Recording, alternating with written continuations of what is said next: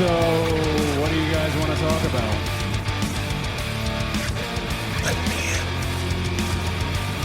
You can call this the New World Order of Wrestling, brother. Put out the caution tape. Put out the orange cones. Acknowledge me. It's Monday, and you know what that means. It is time for Canada's newest radio show here on KPHR. We are A+ Wrestling, where we talk wrestling from that happened last week. That's going to happen this week, and it's going to happen in the future. We just like to talk wrestling here on A+ Wrestling on KPHR. We're your hosts. I am Boris Aguilar, and as always, I am joined by Hutch Henrys. Hutch, how's it going? As always, I guess things are going good, but it's not just me today. This guy up here made me research John Cena matches for 2.5 hours today. So you are on the hook to come on the radio show today, my friend. But I am doing fine, Boris. And who is he talking about? Well, it's none other than our UK counterpart, Yorkie. Welcome back to A+ Productions here in KPHR. I call shenanigans on what Hutch just said. I did not fault him. He chose to do it of his own volition. He could have said, no, I do not wish to do that. But he was like, yeah, man, I'll do it. And then pour himself a Verner's. Yes, okay, you saw me pouring the Verner's. He knows. It's not eggnog today. I almost got an eggnog, but it's a Verner's. But yeah, dude, I wasn't going to say no. This would be my first time ever doing a top 5 or top 10, how YouTubers do. I've never done this before. So first I wanted the opportunity, but it had to be John Cena to start. It's not really my bag, but he's grown on me over the years like mold. Can't get rid of him. There we go. We're going to be talking about Saturday night's main event later on the show and whether Gunther is the right choice. But before that, we've had a couple pay-per-views. Ring of Honor had their final battle in Columbus, Ohio, and a lead-in into AEW Collision, which was a very interesting show. We also had NXT deadlines with some title changes, returns, and questionable booking. So we're going to start things off after the break here on KPHR. We'll be right back, and we'll be talking all things pro wrestling.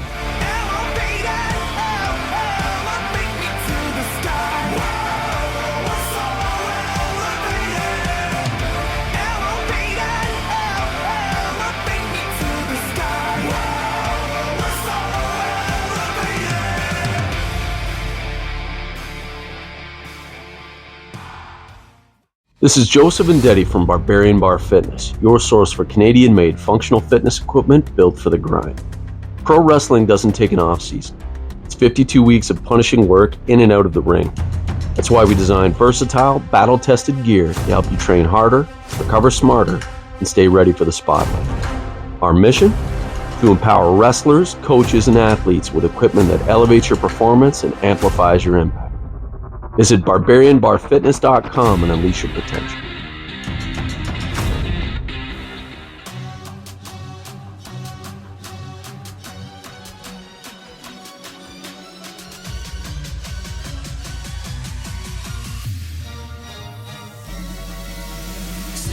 And we are back here on KPHR, and you are listening to A+ Wrestling, where we are talking the week that was and the week that will be pro wrestling. Ring of Honor had their final battle. Hutch, I know I made you watch it. Yorkie, I know that you don't watch a lot of AEW or ROH, and that is okay, but because I know you did watch NXT Deadline. So, Hutch, real quick, final battle, ROH, what you think? You know what? I'm really glad I watched. I probably would have anyways. I'm an ROH guy. It was nice to see Monet lose. Is this the beginning of Monet's, fall from grace so that she can rise up and become AEW Women's Champion? Is she going to give back?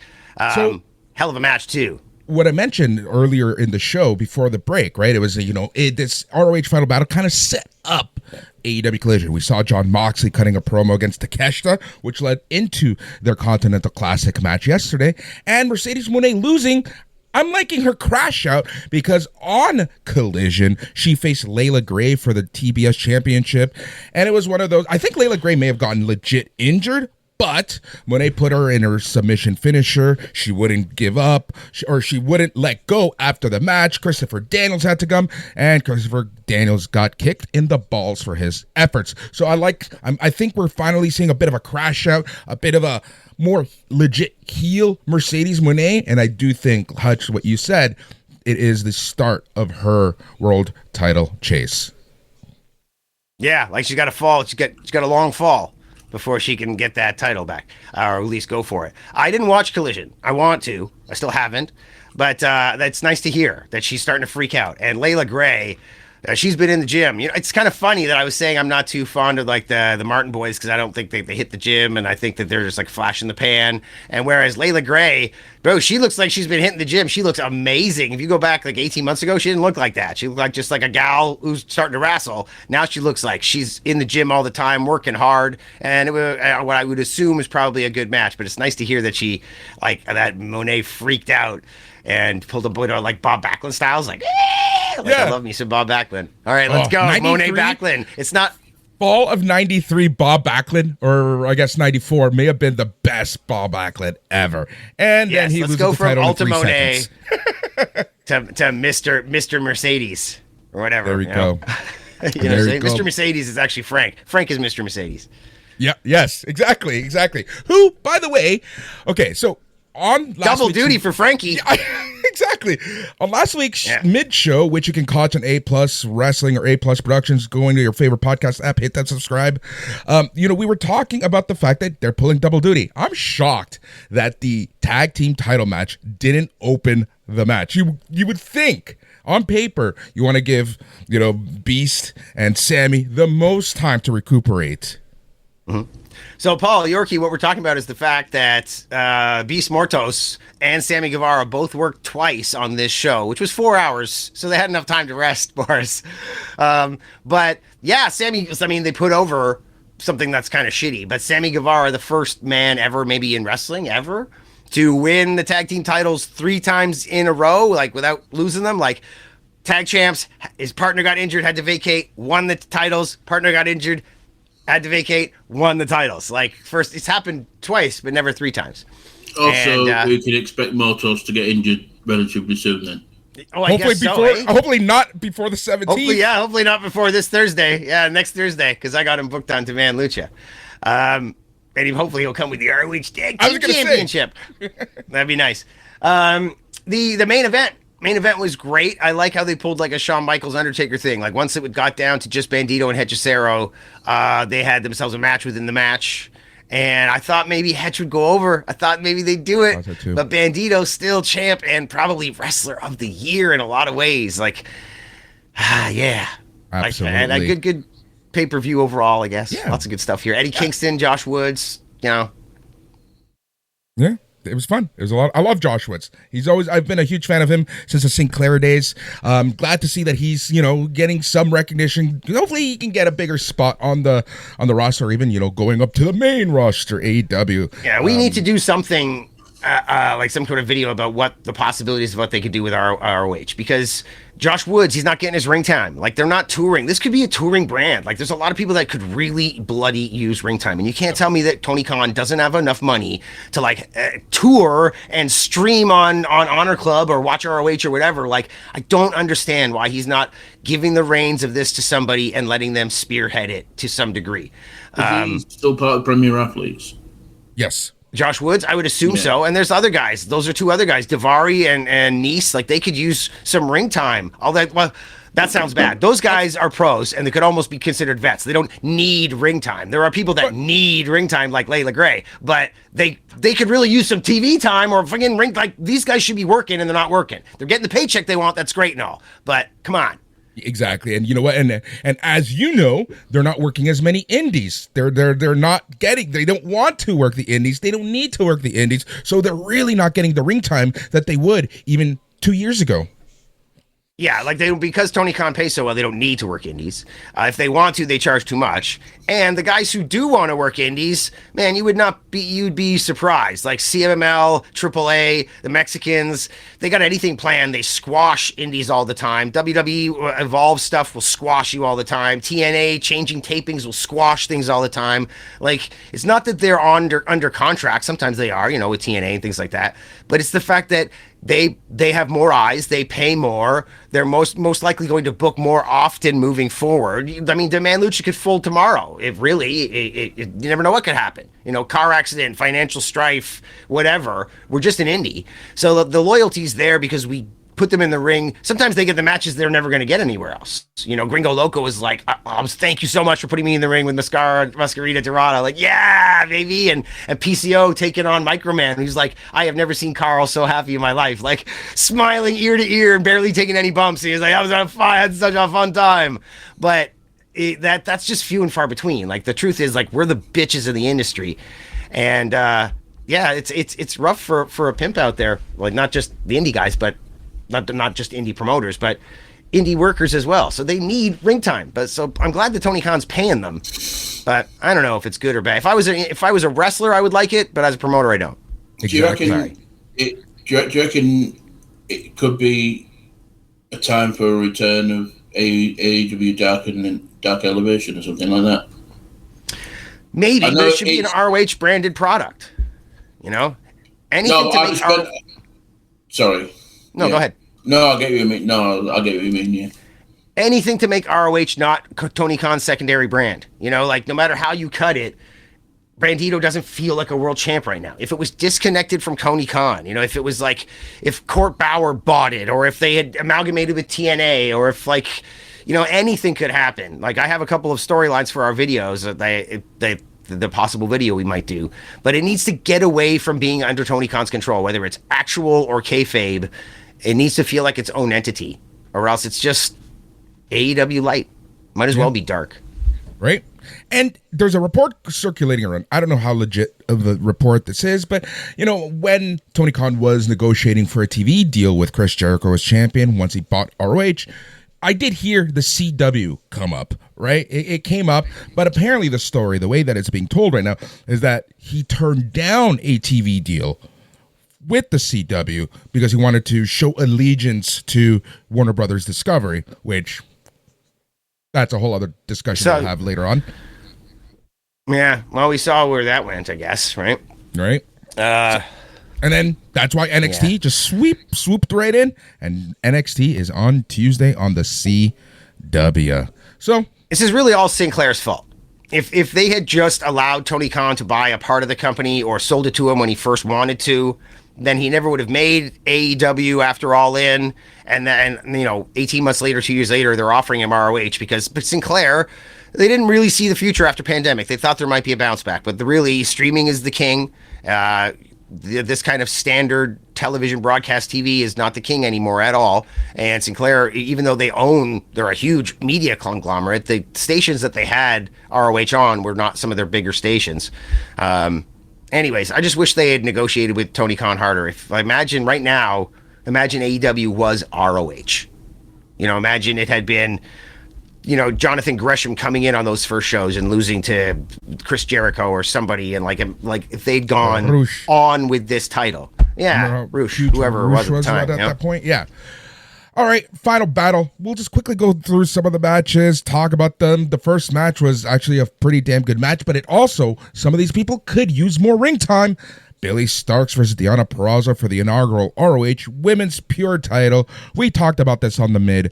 Not a surprise at all for Deonna Purrazzo to capture and become the inaugural ROH Women's Pure champion. I want Billy Starks to take the TV title off Mercedes Moné. Mercedes Moné doesn't even have it anymore, my friend. She lost it on Friday. No, Red Velvet. No. What? She lost it on this very show we're talking about to Red Velvet, who the AEW TV title. TBS title. The That's TBS it. title. Sorry. Yeah. I can see that happening. I've seen Billy's stuff. I think she's absolutely fine. For considering how green, well, she's very young for the business. I know 21. But Yeah, but well, no, she's young, but she's not green. I think her first wrestling she was 13, I think, when she first started wrestling. Didn't mean to say green. I meant to say young. But yeah, I'm sure you did. I'm not trying to say you're wrong in any fashion. No. It's just, a lot of people think she might be green, but she's not. No, I think she's a fantastic wrestler. I think she's the one in ROH/AEW that's the biggest prospect out of. Because she has a long neck and she has her short hair and she's goofy, you don't realize how big she is. She's a very tall gal. She's not thick like Statlander and other stuff, but like she is still in her early 20s. If she thickens up a little bit or whatnot, but she's a big gal. What? And she should be using more big boots and super kicks and stuff. She's got like the legs. Maggie Lee. Yeah. Right? Like Maggie Lee is tall, and she's now like you're actually seeing more and more clips. Even in TNA, she's kind of like, growing into that mindset of, hey, I'm bigger than most girls. I should do those big girl moves, right? Like what we talked about with Raquel Rodriguez. Yeah. Sorry, I was looking at Paul's camera there. Do you live like near a train station or something? Your whole camera just started shaking. I have restless leg syndrome, so I'm always. Was it you? Yeah, I was thinking, is he doing this himself? But then you moved, and it was still happening. I'm like, well, it's obviously not him. But yeah, very restless legs. So, right. Boris, you got the list of matches? Keep going. Yeah. Sorry, the next match that we had was a 30-minute Iron Man match. Pure champion Lee Moriarty with Shane Taylor, our boy, versus Nigel McGuinness. This match was exactly what I thought it would be. Man, seeing Nigel McGuinness in a wrestling ring, pulling off these classic matches on a random Friday in Columbus, Ohio, is just beautiful to watch. So ROH and Deadline were on while I lived my life this weekend. There's a lot of wrestling. This match, I stopped living my life and I watched it. McGuinness doing all his classic stuff, and then it not being enough, and even like tapping out or giving up right away because he didn't want to get injured in the first submission. And then when the second and third falls came, he suddenly realized, oh man, maybe I made a mistake. Moriarty having like outs for everything. And then the second time, like where they're like, he let him put him in the match in the submission because he realized he figured out a way out, but he wasn't able to do it other time because it was cinched in too much. And then he reversed it right away, got the pin. But then the quick pin back and forth at the end.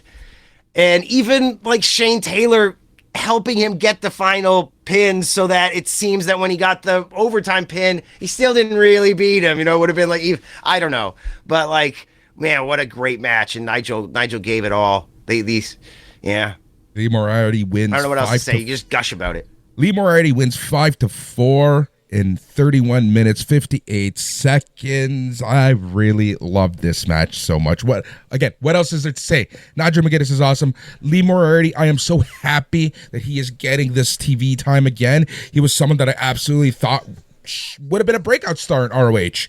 But, things happened.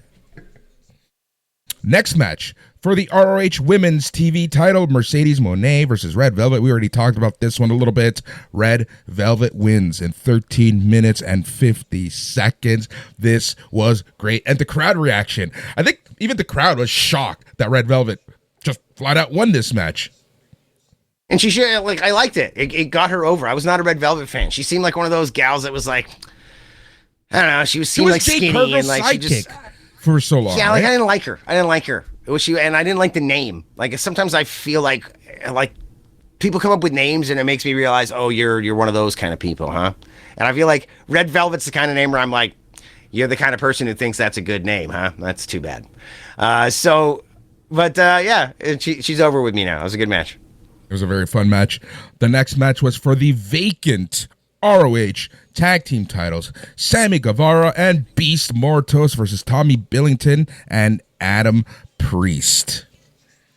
Nice to see Billington and Priest doing their thing. You need to get them on TV more. People are going to have a lot of affection for Billington because he looks so much like his dad, and maybe he can erase the stigma.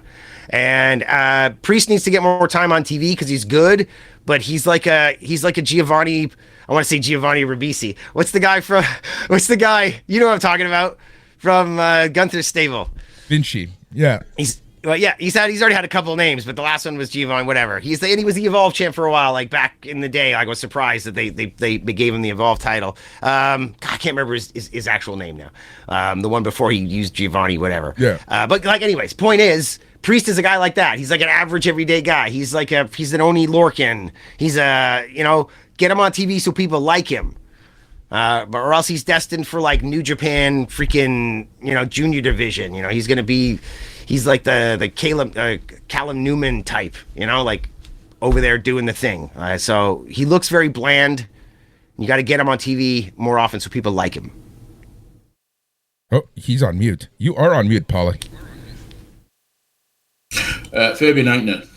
That's it. Fabian Eichner, that's it. Oh, God. And what a weird name that was when it came out, too. Fabian Eichner. But yes, I remember him a little more as Fabian Eichner because I remember that run. I was watching like all the Evolve stuff then. And then when WWE first got involved and started like sprinkling their guys in. And the worst part is they were like not allowing indie guys to use it for their broadcasts. So like they'd give you a lower tier NXT guy, or they give you like Finn Balor or something for a show, and they're like, yeah, he can show, you can advertise him and you can sell tickets, but you got to cut off your stream for the main event. You can't show that. And like with Vikingo, oh my God, we were one of the last people that they tried to pull that with, and we were like strong-armed them. We were like, for a long time you could book Vikingo, but you couldn't have him on your actual broadcast. It had to be the main event, and you had to cut off before his match because Triple A didn't want him being exposed for some reason. And bro, we were basically like, not happening. And there was this big to-do, and I'm trying to remember who it was. It was like a wrestler who went to bat, and it was like, hey, you know what? They're actually getting rid of that now. So you're one of the last ones. We're going to just do it anyways, and it'll be fine. So we did it against their wishes, and within a day or two, they were kind of like, yeah, it doesn't matter. But like literally a month before, it would have really mattered. Like it was right at the time. It's one of those classic cases of it's easier to ask for forgiveness than to ask for permission. You're damn right. And it's been rough lately. Beast Mortos, Sammy Guevara are your new ROH Tag Team Champions. At least this match was short. They got to take a shower. They got to refresh it up for the main event. But yeah, Beast Mortos and Sammy Guevara pulling double duty in this night. The next match, we already talked a little bit about it. Eddie Kingston versus Josh Wood. So when ROH went on hiatus, we did on a previous network, kind of like, a mock draft of where could these wrestlers end up, assuming that ROH is going out of business, right? Josh Woods was my number one pick to end up in WWE. Like, I've always loved that guy. His look, his wrestling. There's always been something about him. He kind of reminds me of like a tougher Josh Alexander. Yeah, maybe. I liked him, during that final run of ROH with Sinclair. Like, he was on TV a lot. I think he won their TV title, or was it the Pure? Like, he won something. And I like him. I like him with Nice. I don't know, man. Like, aesthetically, you say you like the way he looks. He looks different, like with the short shoes and like the weird tattoo situation. But he's a tough kid. But I feel like very much like a Fabian Eichner. He's not bland looking, but he's like standard looking. He looks like your standard like hipster like wrestler guy, so very much like Josh Alexander. Like, Josh is lucky he's got his ear issues, or else people might be like, who? The guy with the things, and like that, that's something for you to latch onto. What does Josh Woods have to latch onto, right? I don't know. If you didn't know who he was, you'd have a tough time explaining him to people.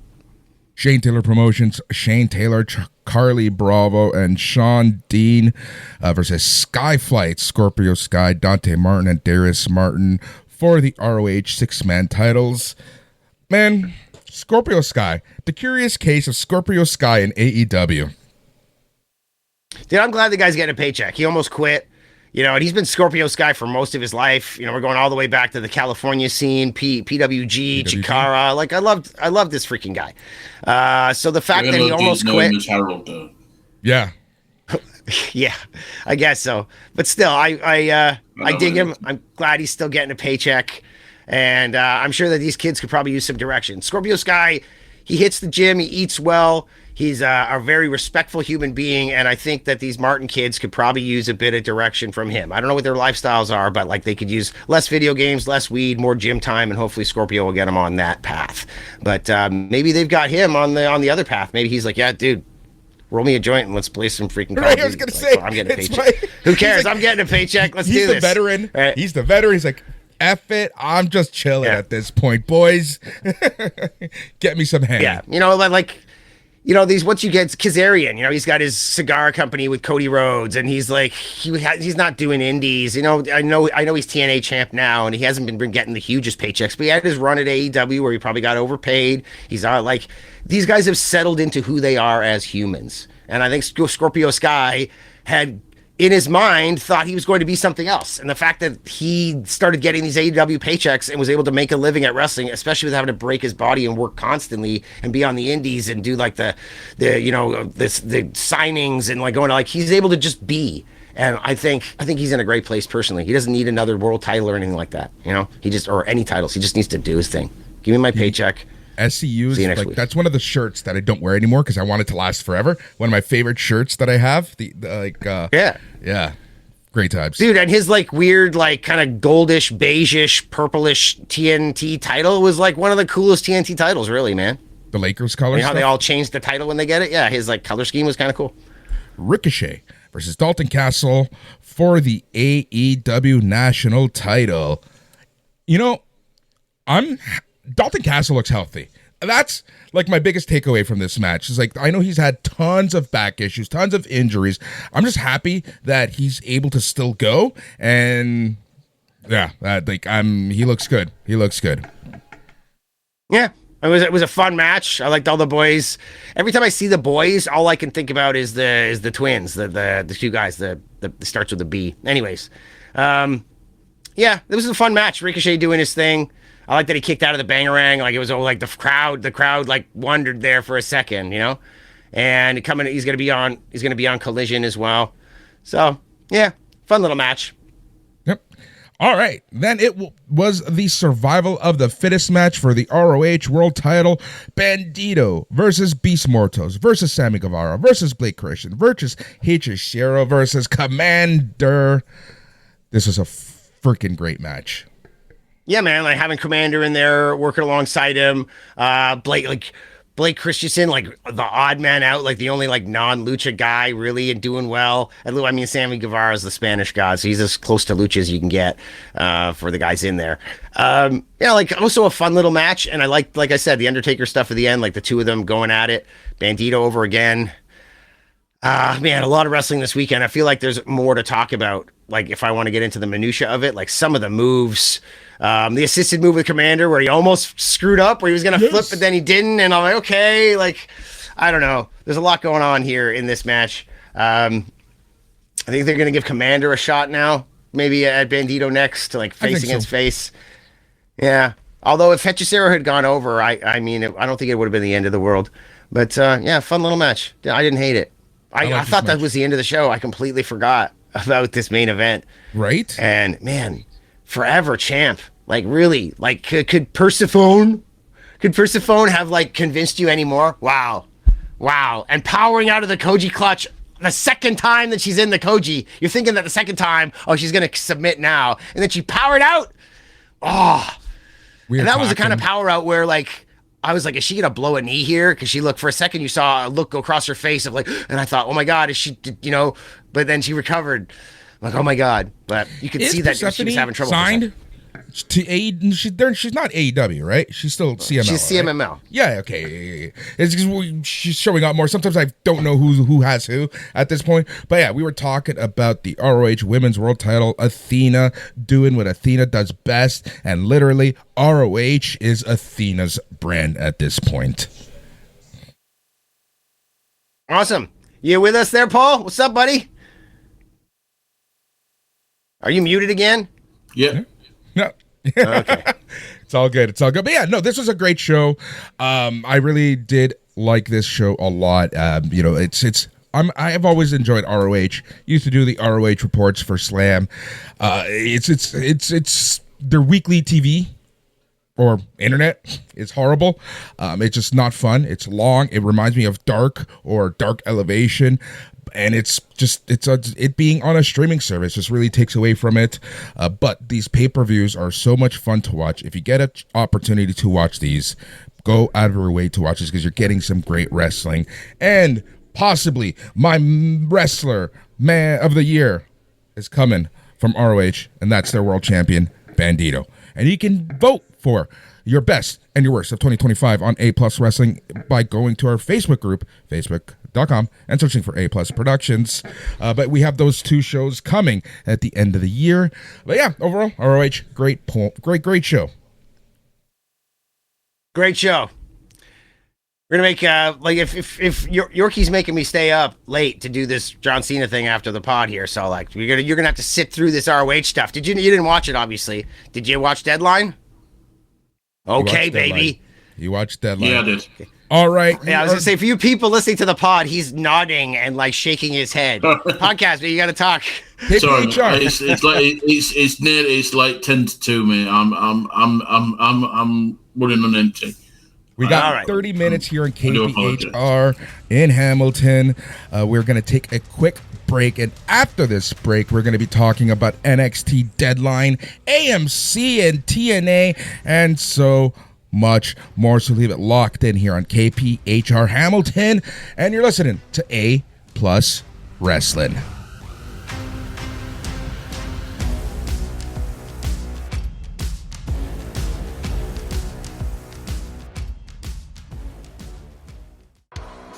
Are you ready to embrace the dark side? Introducing the Bring Bad News to the Dark Side Season 7 Unisex Tee from the exclusive official Bad News Allen Canadian Collection, now on sale at WrestlingSuperstars.shop. Don't be a spineless cockroach. Grab yours today before they're gone. Head to WrestlingSuperstars.shop now.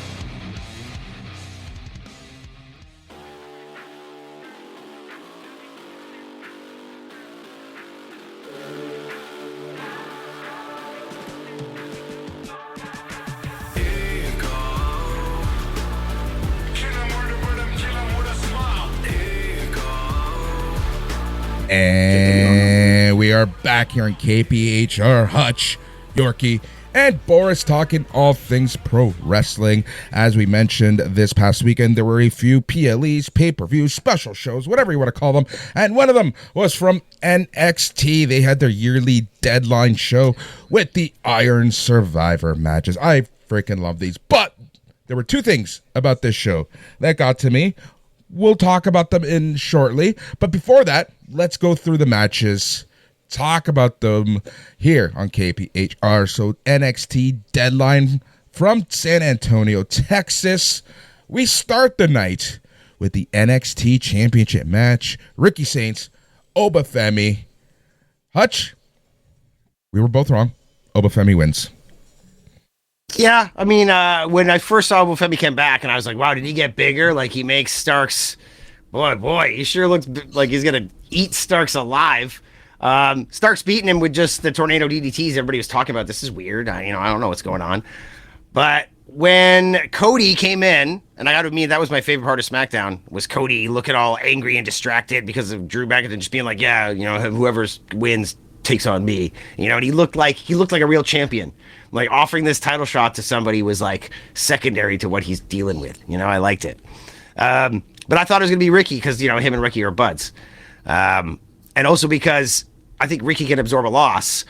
Not that I don't think Oba can, but I don't think he should. Like, Obafemi coming as NXT champion, possibly the future of the business in a lot of ways, or at least the future, Undertaker heel, like big baddie Brock Lesnar type, I don't know what to say. Like, Javon Evans might be the future of the business, but Obafemi's the tails to the heads of that coin, right? So him looking up at the lights against Cody, I sure hope it's a schmaz and you can't have him beat Cody. Like, I don't know what's going on here, man. Is it non-title? Hold on 1 second, gents. What we are talking about on SmackDown, it was announced that the winner of the Ricky Saints Obafemi match would face Cody Rhodes on Saturday night's main event on John Cena's farewell show. So Obafemi wins. Obafemi versus Cody Rhodes. Hutch, I think Obafemi is going over. I think we're going to see a shocker happening on Saturday. Are we going to see Drew McIntyre screw over Cody Rhodes and then Cody Rhodes be like, you have to reinstate him.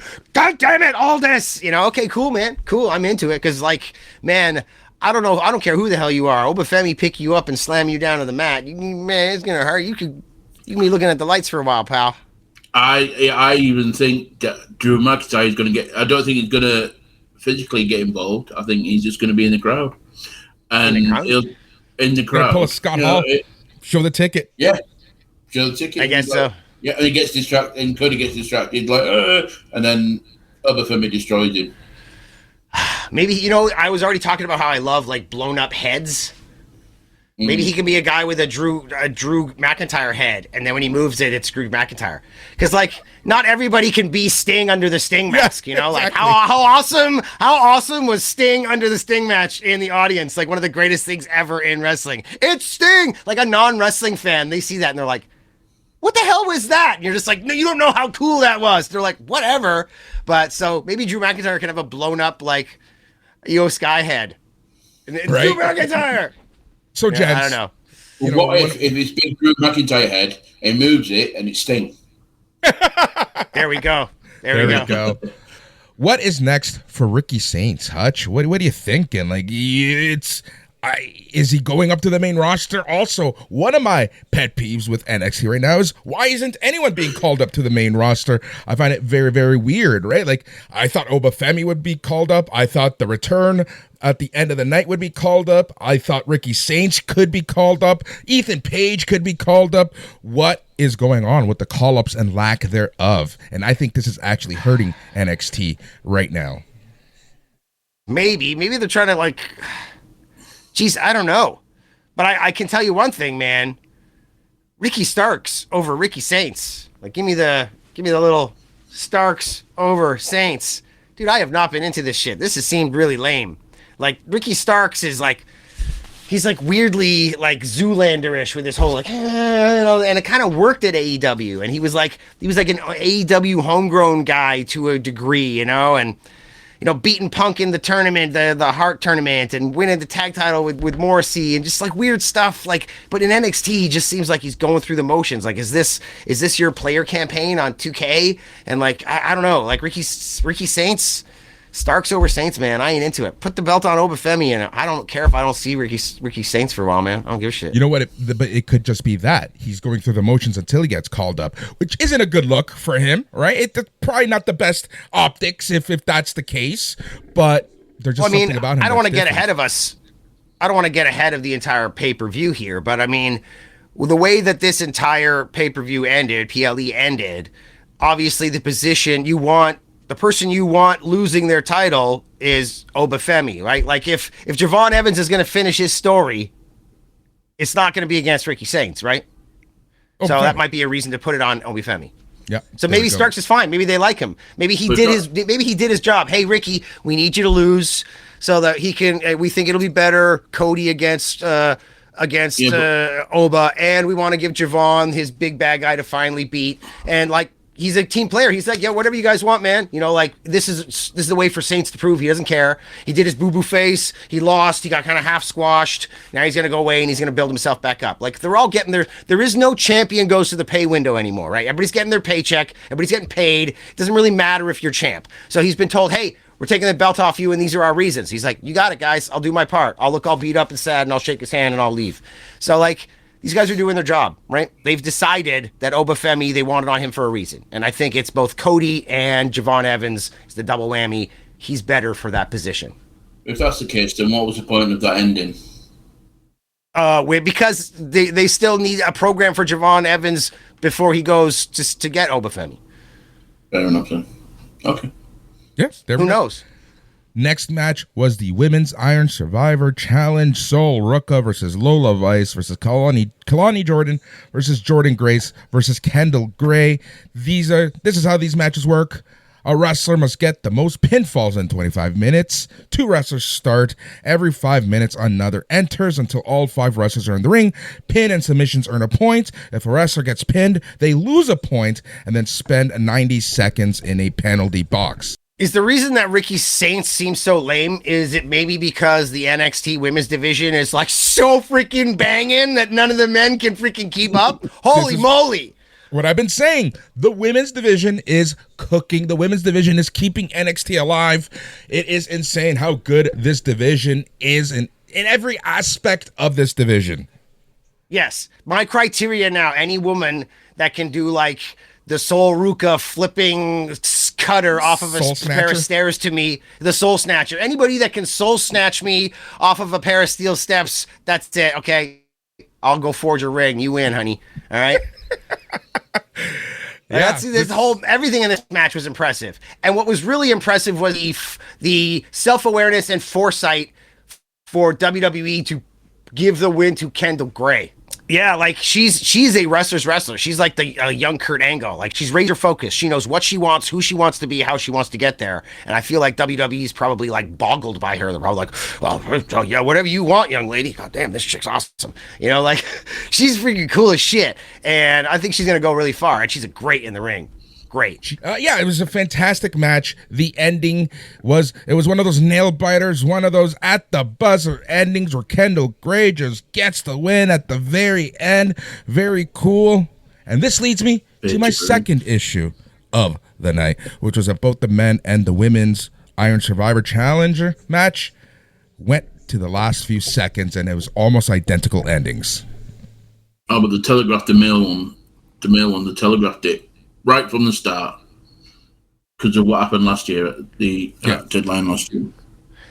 Yeah, like I could tell straight from the start. When they're on commentary saying, "Oh, last year he needed a couple of seconds, and he's out first this time, and he needs more," I was like, "Yeah, he's going to win." Nope. It's going to be his last couple of You know, it's a fine line. As a commentator, as someone that produced TV for Rogers TV, Wrestling TV for 6 years, and as someone that runs an indie promotion, I am the most creative guy in my company, and my partner always has to like reel me in. And I often think my ideas are better, but you need to spoon feed the audience. You cannot make things too complicated. Wrestling fans love their complication, and sickos and people that are in every week, you can make things complicated. You can have nuance and you can have throwbacks, but they are trying to create a product right now that they're getting out there as their new underground thing. They want it to be simple, and they need to spoon feed a lot of the time. So I feel like Iron Survivor is still a new concept. They've probably got more eyes on this deadline than any other deadline before this. So they want it to be simple and straightforward, and they want to explain the stories to you. But I do feel like they insult our intelligence a lot of times, but it's hard to say that wrestling fans are intelligent to begin with. So they need it to be simple. We can't all be cerebral assassins. I'll try my best. Well said. But we'll talk about the men's match in a little bit. Kendall Gray goes on to New Year's Evil to face the women's champion. There we go. The next match of the evening was Ethan Page, your NXT North American champion, versus Mr. Iguana. Yeah, it was. I hear it was a bit long and a bit weird, but I got to tell you, I only saw some. I got pulled out of the room for a minute, and then I got distracted, and I was like, "Oh, I gotta go." The NXT's still on, and I came back and I kind of missed the Iguana match, and I decided not to go back. I'm sure it was fun. I'm assuming that Ethan Page is still champ. I assume. Yeah. Right. Okay. When I saw this match was announced, I thought, "Oh, it's going to be Ethan Page is going to squash him."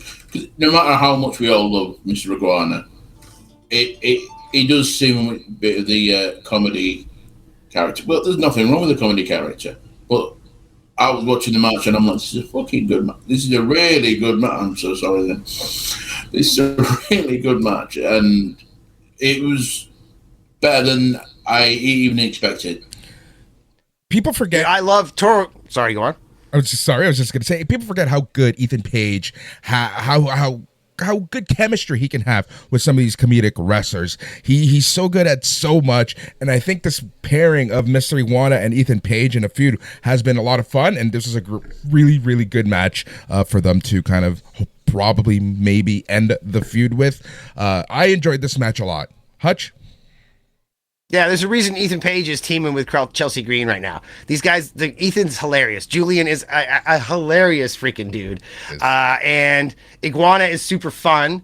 I'm not surprised that this was a good match. I thought maybe there'd be people shitting on it. It could have been bad. They could have had bad chemistry. Who knows? But Yorkie, if you're saying it was that awesome, I'm going to go check it out. Because I really only saw a clip of Mr. Iguana on his back and Ethan Page like spinning him or something. And like, I don't know. I'll go check it out. But it's one of the very few matches this weekend that I didn't actually get my eyes on. I left the room. Both Iron Survivor matches were on while I was doing stuff and I didn't really pay attention. If I didn't actually see Kendall Gray get the win, I just turned around. I was like, oh, hey, snap, she won, and I was looking at the replays and whatnot. So this, after a long weekend of wrestling, I wasn't 100% dialed into this event, but I did watch it. But that was the one match I missed. So I'll go watch it just because of you, York. Right? You go to bed, and I'll go watch the Mr. Iguana, okay? Deal. Tatum Paxley versus Izzy Dame was next. This match was okay. Tatum Paxley taking L after L after L. I'm not sure what's going on here. I liked your makeup. I love Tatum Paxley. I think she's brilliant. Izzy cannot wrestle for shit. Yeah, this was a spoon. This was the match like we were just talking about. Now they had to spoon feed you. Like I can't remember what she was saying to her, but she said it too often. She kept she kept trying to drive the point home. Like I'm better than you, or the weird like I'm your friend. No, I'm not. I'm your friend. No, I'm not. There was some weird stuff happening here. But these are the kind of gals they need ring time. Get her ring time. Izzy throws good punches and kicks. Like you see the passion in her wrestling. She's just not good. She has shitty footwork. She has shitty timing. She doesn't have a lot going on, but she looks like she wants to kick the shit out of you. So like she has something, right? They need to hone it. They need to refine it. That's 3 swear words in the span of so many seconds. Really? Did I say the F word? No. The S word. The S word. What did I say? Shitty. Oh, the S word. See, I say the S word. I forget that it's one of them. Right. It's all good. Shiza. It's all good. Shiza, you wankers. I don't know. We are moving on to the next. We are moving on to the next match, which is the main event: Men's Iron Survivor Challenge. Javon Evans versus Leon Slater versus Joe Hendry versus Dion Lennox versus Miles Bourne. What Yorkie was alluding to earlier was that they were talking about Slater recently defending his TNA X Division title just 24 hours ago, and then he reminded everyone that Javon Evans had a chance last year and he came a pin short as time ran out. So this is his chance to make up for that moment. And gentlemen, Javon Evans made up for that moment as he gets the win in the final seconds. You know what's infuriating? Before this match even started, I had my money on Miles Bourne. Same here. That's who I called. And I was like, oh, let's go, mate. And then as soon as the commentator said that, I'm like, oh, Javon's winning. Yeah. Yeah, like I figured Javon was going to win. Only it felt that way. You can smell it. You can smell it in the air. They love this kid. Smell it. They're trying to. I think they. It's weird to talk about, especially with 3 white guys here on the panel, but I feel like they're trying to get rid of the stigma that they don't. Whatever. Yeah. The Triple H stigma, yes. Yeah. All right. They're trying to get rid of the stigma, and with Booker T there and supporting his boys, and he deserves it. And Javon, I think he could very well be the future. I think Bourne he could have won, and a lot of people here could have won. Hendry could have won. Pretty much anybody could have won, but I feel like it was Javon Evans' match to win. Especially as soon as Obafemi went over, I knew it was going to be Javon Evans because they were going to have him finish his story. Now, Tony D'Angelo coming out. I don't know what this is about, but he sure looks good. I hope they get rid of the cheesy aspect of his gangster persona. I hope he's more of like a, all-seeing eye kind of guy. Like he's still a gangster. He's just, he's not like a cheesy gangster. Hey, oh. But he can still be like the Don. He can still be in control, right? I like the big beard. I like the look, but I don't know what it was all about because he ain't. What's he gonna do? Beat up Javon Evans? Javon Evans just won the Iron Survivor. That it was Tony D'Angelo that kind of upset Obafemi for the North American title. There's some history there. There's some history of Javon Evans. So I get it, but it's just weird because, again, Tony D'Angelo's been gone for 6 months at least. Why isn't he on the main roster? I thought he was getting called up. That's what I mean. But nobody's getting called up. This was my second issue. Slater and Evans are amazing together in the ring as partners, as opponents, as everything. You know, like it's amazing when we think about what could happen in the future, and then nobody's guessing a 6-pack challenge. You know what I mean? Like stuff like that. This could easily be a 4-way match that happens and then leads to Slater working with D'Angelo while Evans moves on, or like who knows what could happen. This could lead to Evans ruining or Slater ruining the shot for Evans by accident, and then them feuding, and then Javon never does finish his story. There's a million ways they could go, right? Just because the obvious thing isn't what always happens. But I did think this was what was going to happen, and I do think they are going to have him finish his story against Obafemi, and I don't know what the bloody hell Tony D'Angelo's doing here myself. Hopefully it's something not stupid. There we go. That was NXT Deadline. Javon Evans gets his chance. Kendall Gray gets her chance. We'll see what happens comes New Year's Evil. Gentlemen, earlier this week, TNA made the news as they finally made it official with AMC. Starting in January, we are getting Thursday Night Impact 2 hours. Still unknown if they're going live each and every single week, but the same network that brought you Breaking Bad, the same network that brought you so many classics like Mad Men and et cetera, now brings you TNA Impact. Hutch, you seem confused. You seem angry. You seem like you have something to say. Do you have notes on this? I do. No. No, I have no notes on this. Do I have something to say? I didn't think we were going to talk about this. He's just angry that TNA have taken Demand Lucha's spot on AMC. Yeah, seriously. Give me a break. I think this is great. It could end up being like a number 2. This could be a good thing. For TNA. Well, obviously it's a good thing for TNA. Jody Threat's very excited. A lot of people are very excited. I think you might see AJ Styles in TNA winning their title, doing his final run there. You might see, this sounds crazy. I haven't said this out loud to anybody. You might see Chris Jericho in TNA. Okay. Chris Jericho coming to WWE.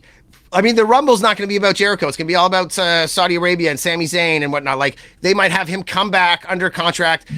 Jericho's won all the world titles, baby. He can say that he was a WCW champ, WWE champ, world champ, AEW champ, ROH champ. Bro, you can go in there and beat Frankie Kazarian or beat AJ Styles after he beats Kazarian. Like, Jericho wanting the TNA title, I could see that just because of like wanting it on his resume, the only guy who's ever done this, and that would certainly put some eyes. Tony Khan put the ROH title on him because he thought it might get him that, right? So AJ Styles against Chris Jericho on AMC's new TNA broadcast for this is the kind of stuff that's going to get eyes. Yeah, man, I think it's a great thing, and I think more so than Warner Brothers being sold, this AMC deal might be the thing that hurts Tony Khan, because now the broadcast TV is getting smaller and smaller, and now Tony Khan is fighting against guys that have support from these big dudes, fighting AAA in Latin America on Fox down there. And they've lost HBO Max, right? That's part of this deal. Like, so that's it. Netflix is eating that streaming, right? And then that's what I wanted to bring up. It was WB Discovery purchased by Netflix on Friday. Everyone's wondering what's going to happen to AEW. Well, guess what? The linear channels were not part of this deal, but HBO Max was. The irony is that HBO Max changed their names 32 million times, only to be called Netflix in the end. But yeah, so it's going to be interesting to see what happens in 2027. Honestly, I'm curious to see what happens over the next few years leading into 2027 with these linear channels like CNN, TBS, TNT, et cetera. Is Paramount going to make a move? First off, is this Netflix WB Discovery deal going to be allowed by the U.S. government? We all know that the president has friends in Paramount and other places, so there's so much Discovery, up in the air. Discovery Global is now the new television broadcast company. It's going to be a completely separate entity. Yeah. But, people are just shitting on Triple H's booking right now. But there was that small period of time where WWE was awesome and it was all Triple H. And then TKO kind of came in more officially, more heavy-handed. It takes years for these guys to really embed themselves, right? This whole thing with Warner Brothers isn't going to happen until this time next year, really. We're going to see the effects of it. So Triple H then had his booking power taken away. He's trying to get into politics now. He's trying to get away. So this whole entity is going to be run by people that don't understand the nuance of pro wrestling, but it could get to the point where you might start seeing these major crossovers between AEW and WWE, and like, because it's people outside of the bubble facilitating it. The reason you get all the biggest boxing matches in the world in Saudi Arabia is because the Saudis can facilitate it. They have the money, and they can, people that don't want to work together over here, they'll go work together over here because they're getting paid a ton. And like, this might be able to happen through these kind of deals. So who knows what's going to happen? But yeah, AEW is going to lose their streaming. But I think they're going to be just fine. Pen's mightier than the sword, as I said on my video about this. They already have a deal with Warner Brothers Discovery that they penned this year. They'll probably just wait out that deal like a WCW contract back in 2001. Just pay him out, wait it out, and then bring him in.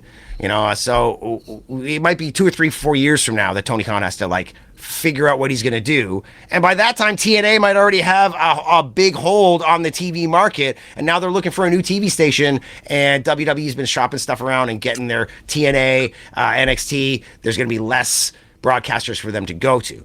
And at that point, who knows where TKO and WWE are going to be? Who knows if WWE will even be part of TKO in a few years, right? You got the Vince McMahon helping out ECW. You want to go to Access TV, but it turns out Access TV has actually been getting funding from Capcom, and Capcom is owned by freaking ABC. So yeah, I can't help you out because we're kind of owned by we work WWE over here. It's like. But you have nothing to do with them. Yeah, but they're like a secret partner. They pay us, right? So you never know. That's what I have. Trust me, as an indie promoter, you find this stuff out in weird ways. You're like, well, why won't you come? Well, I'm, blah, blah, blah. Like, really? I didn't know that. Well, damn, it happens all the time.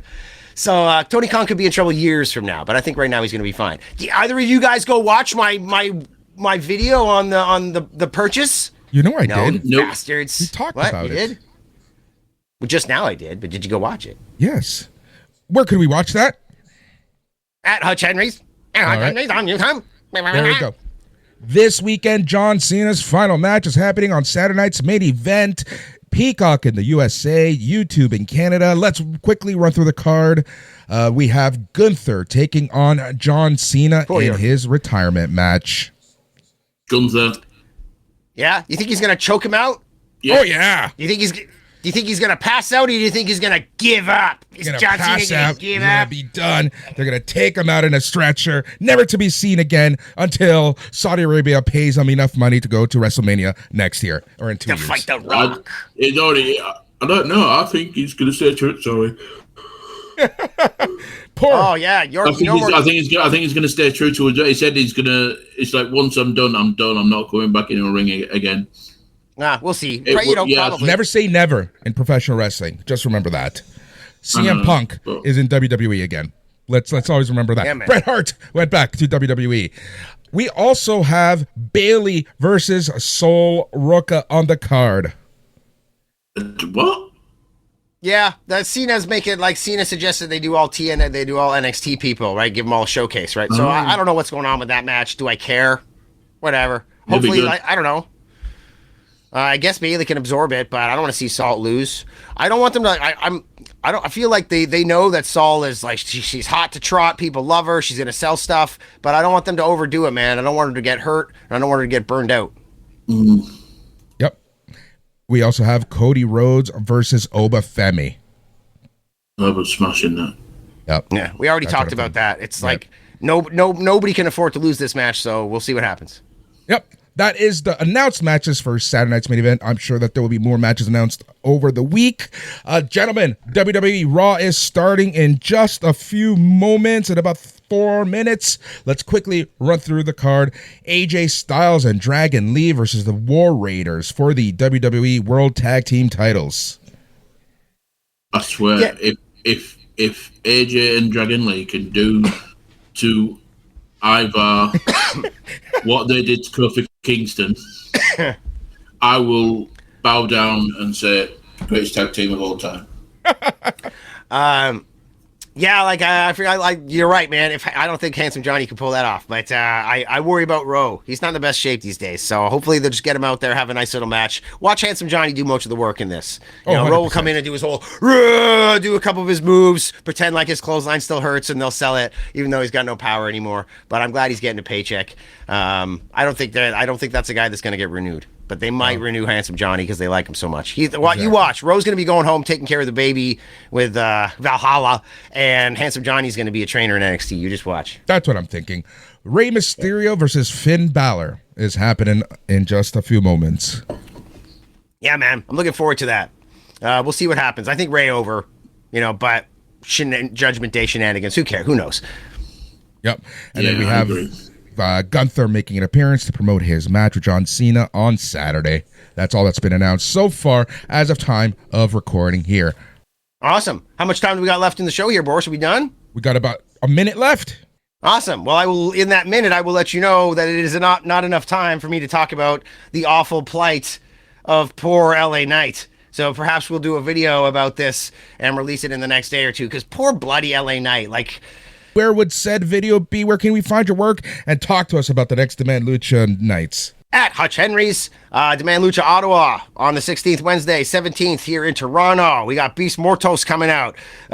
First time anybody's going to hear about this, we have a brand new championship belt, hot off the presses. Boris, this thing is absolutely freaking gorgeous.